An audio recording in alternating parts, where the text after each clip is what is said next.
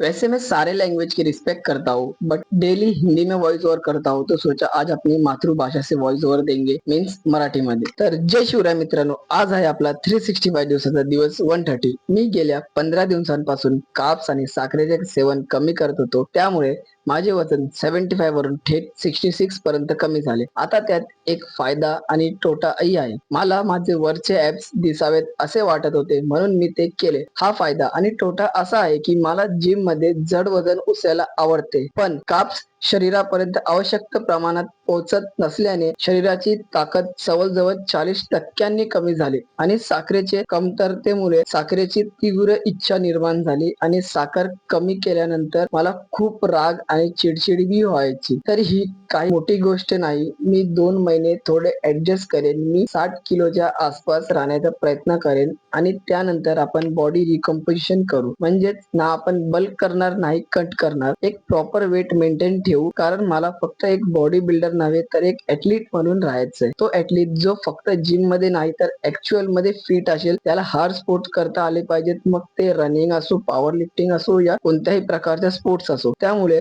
शरीराची रचना चांगली होईल. That is for today. भेटूया उद्याच्या ब्लॉग मध्ये. Bye bye.